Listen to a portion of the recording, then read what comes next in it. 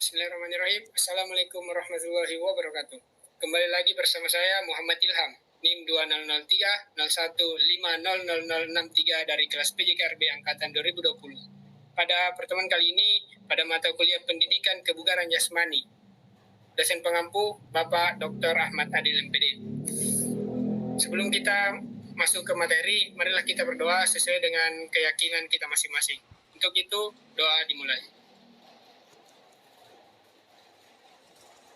Doa selesai. Baik, materi yang akan kita bahas pada mata kuliah Pendidikan Kebugaran Jasmani yaitu konsep kebugaran jasmani.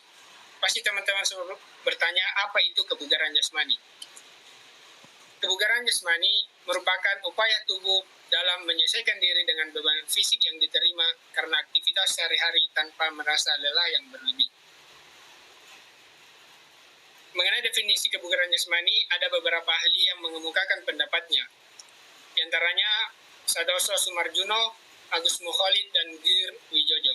Yang pertama, definisi kebugaran jasmani menurut Sadoso Sumarjuno. Beliau mengemukakan pendapatnya bahwasanya kebugaran jasmani adalah kemampuan seseorang untuk menunaikan tugasnya sehari-hari dengan gampang, tanpa merasa lelah yang berlebihan, serta masih mempunyai sisa atau cadangan tenaga untuk menikmati waktu senggangnya dan untuk keperluan-keperluan mendadak. Menurut Agus Mukholid, kebugaran jasmani adalah kesanggupan dan kemampuan untuk melakukan kerja atau aktivitas, mempertinggi daya kerja dengan tanpa mengalami kelelahan yang berarti atau yang berlebihan.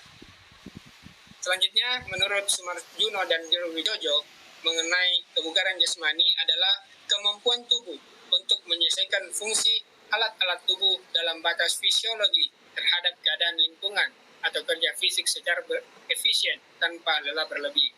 Setelah kita membaca ketiga definisi menurut ahli ini, kita dapat menarik kesimpulan bahwasanya kebugaran jasmani merupakan suatu aktivitas fisik yang dilakukan dalam kehidupan sehari-hari tanpa mengalami lelah yang berlebihan. Kita lanjut ke fungsi kebugaran jasmani itu sendiri. Jadi fungsi kebugaran jasmani sangat penting bagi kehidupan seseorang dalam melakukan kegiatan sehari-hari. Kebugaran jasmani ini berfungsi untuk meningkatkan kemampuan kerja bagi siapapun yang memilikinya, sehingga dapat melaksanakan tugas-tugasnya secara optimal untuk mendapatkan hasil yang lebih baik. Fungsi khusus dari kebugaran jasmani ini terbagi menjadi 3 golongan. Yang pertama berdasarkan pekerjaan, kedua berdasarkan keadaan, dan yang ketiga berdasarkan umur. Berdasarkan pekerjaan, misalnya kebugaran jasmani bagi olahragawan untuk meningkatkan prestasi, kebugaran jasmani bagi karyawan untuk meningkatkan produktivitas kerja, dan kebugaran jasmani bagi pelajar untuk mempertinggi kemampuan belajar. Selanjutnya golongan yang kedua berdasarkan keadaan. Misalnya kebugaran jasmani bagi orang-orang cacat untuk rehabilitasi, dan kebugaran jasmani bagi ibu hamil untuk mempersiapkan proses kelahiran anaknya. Dan yang golongan yang ketiga berdasarkan umur. Bagi anak-anak untuk merangsang pertumbuhan dan perkembangan, dan kebugaran jasmani bagi orang tua untuk meningkatkan daya tahan tubuh. Selanjutnya, komponen-komponen kebugaran jasmani terbagi menjadi 2 bagian, yaitu kebugaran jasmani yang berhubungan dengan kesehatan dan kebugaran jasmani yang berhubungan dengan keterampilan. Di mana pada kebugaran jasmani yang berhubungan dengan kesehatan terdiri dari daya tahan jantung paru dan kekuatan otot, daya tahan otot, fleksibilitas, dan komposisi tubuh. Sedangkan yang berhubungan dengan keterampilan, yang pertama kecepatan, power, keseimbangan, kelincahan, koordinasi, dan kecepatan reaksi. Selanjutnya, pengelompokan kebugaran jasmani menurut Sadoso Sumarjuno, beliau mengelompokkan menjadi 4 komponen pokok. Di antaranya, yang pertama, ketahanan jantung dan peredaran darah. Yang kedua, kekuatan. Yang ketiga, ketahanan otot. Dan yang keempat, kelenturan. Selanjutnya, cara untuk meningkatkan kebugaran jasmani. Jadi ada 3 takaran yang harus kita lakukan, yang harus kita perhatikan untuk mencapai yang namanya kebugaran jasmani. Yang pertama, yaitu intensitas latihan, di mana intensitas latihan kebugaran jasmani berkisar antara 72% sampai 87% dari denyut nadi maksimal. Jadi, misalnya bagi seorang yang berumur 45 tahun, bila melakukan latihan, maka intensitas paling sedikit yaitu 126 per menitnya. Yang kedua, lamanya latihan. Lama latihan yang baik dan tidak berbahaya harus berlatih mencapai zona latihan atau training zone dan berada dalam zona latihan 15-25 menit. Dan yang ketiga, takaran latihan. Jika intensitas latihan lebih tinggi, maka waktu latihan dapat lebih pendek. Sebaliknya, jika intensitas latihannya tinggi, maka waktu bisa lebih kecil. Kita melangkah ke selanjutnya, yaitu bentuk-bentuk latihan kebugaran jasmani. Ada 4 hal yang perlu kita latih untuk mencapai yang namanya kebugaran jasmani, yaitu 4 unsur yang perlu dilatih. Yang pertama, kekuatan. Yang kedua, kecepatan. Ketiga, daya tahan otot dan jantung. Dan yang keempat, kelentukan dan kelenturan. Kita bahas satu persatu.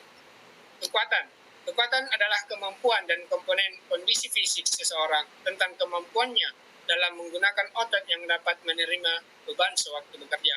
Selanjutnya yang kedua, kecepatan. Kecepatan adalah kemampuan seseorang untuk melaksanakan gerakan terus-menerus dalam bentuk yang sama dan dalam waktu yang sesingkat-singkatnya. Dan yang ketiga, daya tahan otot jantung.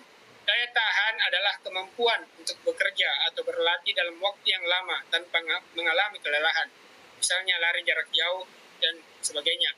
Dan yang terakhir, yaitu unsur yang perlu dilatih, yaitu kelentukan dan kelenturan, di mana kelentukan dan kelenturan adalah kemampuan melakukan gerakan dalam ruang sendi.